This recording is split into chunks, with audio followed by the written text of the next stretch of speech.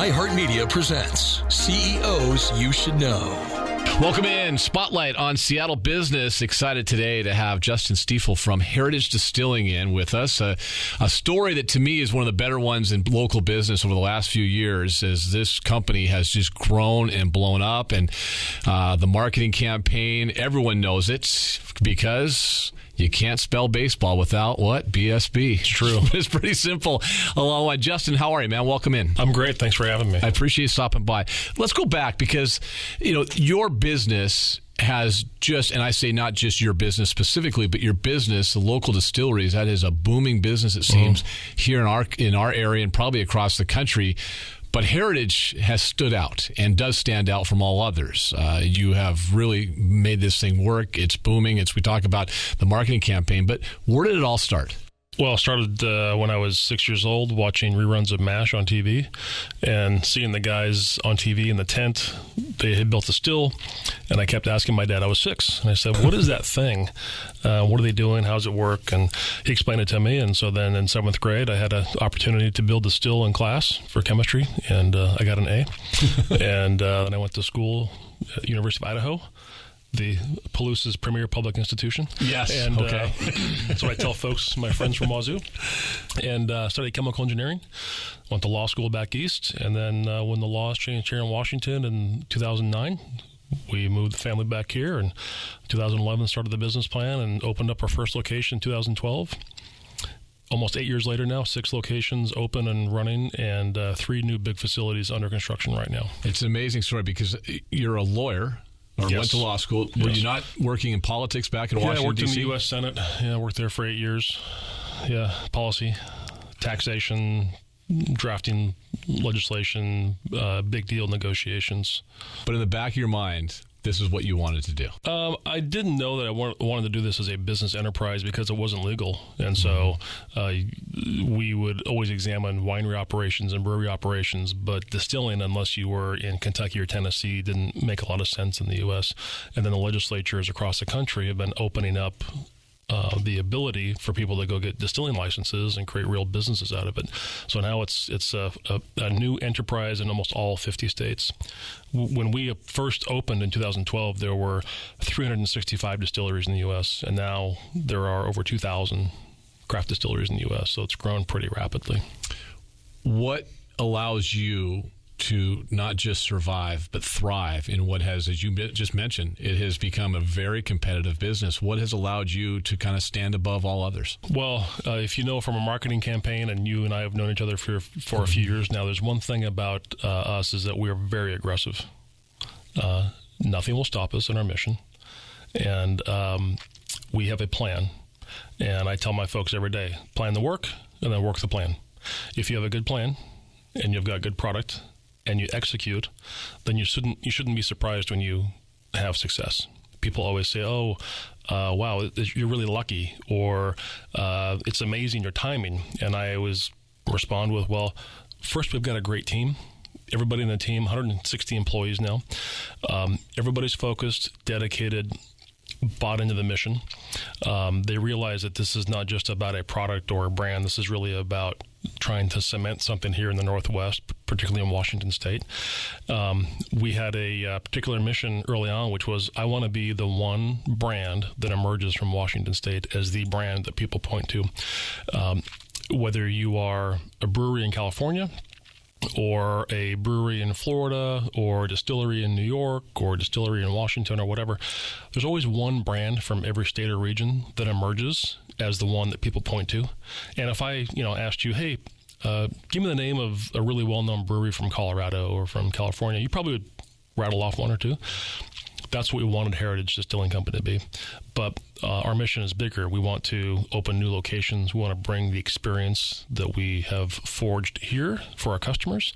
We want to bring those experiences into additional cities and states so that they can walk into a Heritage Distilling Company, have the experience with a Cask Club, or maybe do a My Batch session where they're making their own whiskey or vodka or gin. Sample our products, buy them, take them home, enjoy them with friends, go to local stores, ask for them, and so on. Never been done before.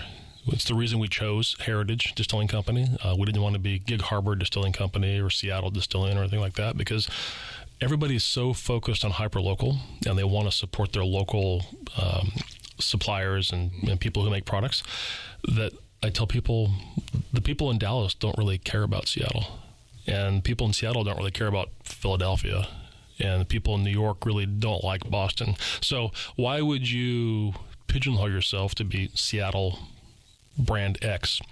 It's not going to resonate. So we chose Heritage Distilling because no matter where you go, no matter what you do, no matter who you talk to, there's always a local heritage about that place or that collection of people. Well, and that makes sense too, Justin, because I think when, I just, as you're talking about that, I'm thinking about even a rivalry between cities, Seattle, San Francisco, Portland, Seattle, what have you. Yeah. And that probably hurts, especially I would think the craft brewing industry. It's people are going to say, well, I don't want to drink a Portland beer if I'm in Seattle, or vice versa. And that makes sense. I want to go back to the plan though, because in our business, there's in the sports business, I've got a friend that has talked about teams and franchises as they try to rebuild, and they don't ever want to say rebuild. So there's you got to go halfway. We're seeing that locally, aren't we? Yeah, without because I know how involved you are with them and so forth. But it's called the no plan, where you're kind of just going to go about but you don't.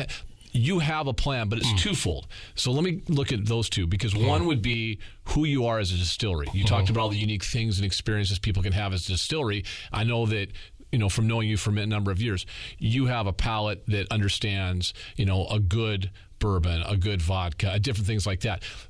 There's that side, but then there's the marketing side plan. So to me, it's two separate plans that you have to have as a business. Let's start with the plan of the distillery itself and the unique experiences, and how that's evolved from day one to now, where all these tasting rooms are available and all the retail locations, as opposed to just to going into your local establishment and seeing, hey, there's Heritage Distilling on the shelf. Yeah, well, it starts with a good product. You have to have good product. If you don't have good product, people might buy the first bottle as a whim or as a tourist visiting, but if they don't open it, taste it, like it, and then say, I want another bottle, I want to share it with my friends, you're not going to have success.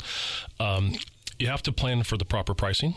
You've got to plan for scale, and scale is defined as whatever ultimate market you want to serve. It could be a very local market, so the scale is going to be appropriate. It could be a national market, so your scale is going to be appropriate. Only with real scale can you get your unit pricing down so you can begin to get margin and leverage. And then there's marketing. You have to educate the consumer. And it doesn't matter what your product or service is. If you're an attorney, doctors now, car dealers, everybody, you guys are in the radio business. You are selling time to people who are trying to educate the public about the goods and services they're selling. Spirits are no different. In fact, we have to work harder to educate people about the idea that there are local distilleries, because it is still so new that the phenomenon is unknown to the vast majority of consumers in the region. We live in Gig Harbor. There's maybe 20,000 people, and we've been there 7 years now. Well-regarded, well-known, lots of employees. I still run into people who live in Gig Harbor who don't know that we have a distillery in Gig Harbor, even with all the stuff we do on radio and social media and everything else. So the consumers are bombarded with lots of stuff coming at them every day, and you got to figure out how to stand out, how to get in front of them. We do that with, I think our marketing's pretty good. You can't spell baseball without BSB. For baseball, we sponsor the bottom of the fifth, because what happens when you reach the bottom of the fifth? Open another bottle of BSB. It all kind of comes together. Certainly, we are partners with Vic Orlando, who is the voice of your station group. Great guy. He's helped to build the brand and the heritage of KJR and other things that are happening here in this region. You can't be afraid to market. You have to spend the money to market. It's one of the reasons we're so successful, is because we have reinvested in the company to spend a lot of money in marketing, but it started to pay off now. It takes a while, as you know. It takes frequency and duration. In radio, especially, frequency and duration. It takes a good year for a campaign to really kick off. Which I think is, there's certain companies in our market that have come in, and in terms of marketing, through radio advertising, or in your case, it's multiple platforms. It's radio, it's television, it's through a sports franchise, it's multiple which is, I think that you have to do it that way. But you guys did go all in. And that's the thing I've noticed. I mean, you're all chips in, and but it has paid off. I mean, what you've invested in marketing and advertising, as you said, you've got to spend some money to make some money on the backside. And I'm thinking that the distilleries, there's probably a bunch of distilleries out there, your competitors, that have a good product. Because I know you've tasted a lot of ones out there just to see what's all. And you've probably tasted some saying that's pretty good, but they may not be in business anymore because they don't want to invest in that. Right. And that has to be part of your plan, correct? It is part of the plan. Again, marketing is key. It's a huge piece of what we do. If we look at breweries, there's 500 breweries in Washington. How many of them are marketing on radio or TV? Very few of them. Very few. Right? And in my mind, that's a mistake.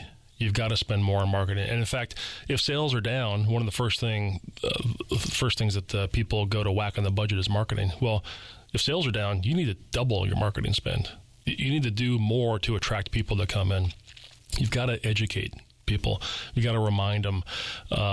Ford is one of the best known brands on the planet. Coca-Cola, one of the best known brands on the planet. People don't forget that Coke exists, but Coke constantly wants to remind people that they're out there. And you might not go grab a Coke for this particular occasion, but you might go next time because it's about brand awareness and searing it into the conscience of the consumer. So how is brand loyalty in your business? How important is that? Because there's people that say, boy, I only drink, brand X or brand Y, et cetera. It's brand loyalty. And especially at the national level with, as you said, back in the day, there was only a handful. And, it was whether it be the Jack Daniels or the Crown Royals or those big companies, and then the vodkas, the big companies as well. How do you break through the brand loyalty that I think really exists in your business? Well, to just come off and say, we want to make another product X, another kind of bourbon or another kind of vodka, why would you go compete against the biggest players on the planet that have billions of dollars and just go try and do what they do? You can't do what they do. There's no point in doing that. You need to do something different. So what you're trying to do is educate the consumer again that what you have is a different experience. The tasting rooms do that for us. They let people come in, sample product. They might have come in thinking they were looking for product X, and they sampled a few of the things, and they walk out with product Y because they never thought about, hey, I should try hibiscus vodka. And we show them how to make some interesting cocktails, and now they walk out with a bottle of hibiscus vodka instead of a bottle of rye whiskey, which is what they were going in to try. It's really about experimentation. The tasting rooms do that for us. We create brand loyalty with the customer experience. We provide amazing customer experience. We continue to get great feedback on that. And then we hope to find a product that emerges. The first major product that emerged for us is BSB, brown sugar bourbon. We just signed a national deal. It's going to be in all 50 states by end of July. It's a big deal. It is what is going to put Heritage on the map nationally. It makes us a real player at the big time level. It means we've got to scale for growth, hire more people, invest in more equipment, and do all that. But it started in the tasting room. We sampled this product, we tried it, and now we're already working on what the next product is going to be 2 years from now. And we're already working and testing it, and starting next year, we'll start to let people come in the tasting rooms, get some samples of variations, and then we'll take it to our distributor, and we'll say, hey, this tested positively. Here are the sales in tasting rooms or locally. Let's go test it in a 5-state area. Distribution. Does it work? Boom. Let's go take it nationwide. So this is a long lead cycle to get the next product offering a service out there, and it is somewhat unique to our industry. You got my number, so I'll wait for that invite to come over and taste that new, and very, very soon. I'll wrap it up with this: the experience you can get. You mentioned now 50 states with BSB, and everyone knows brown sugar bourbon. The flavored vodkas, I think, are probably really one of your niches. People go in because you can do so many different things with craft cocktails with the flavored vodkas, and that's something that's hard to find, and the quality is second to none in that regard. Whether it be tasting room, you've mentioned before, you can have your own barrel. What are the things that people need to know about Heritage that not just tasting rooms and retail rooms, but the experience that they can have outside of just having a BSB, or my favorite, of course, is the gin? Yes. What are the things that people can do? They come in, first thing is the Cask Club. You join as a member of the Cask Club. You get a 10-liter barrel. Tell us what you want in there. We custom age it. You come sample. You tell us when it's ready.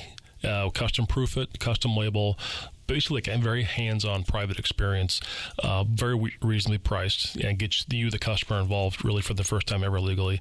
The other program is called My Batch. You come in, you pay an entrance fee, and you join with others, and you run the stills over the course of 3 hours making product. Again, you walk out with bottles of product that you made. Of course, we have full flights, samples, small mini kind of cocktail samplings to teach people how to use our products and educate them.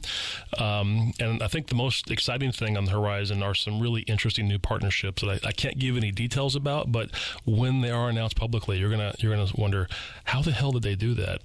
And why are they doing that? And then it's going to make sense because it's going to help us achieve scale on a national level.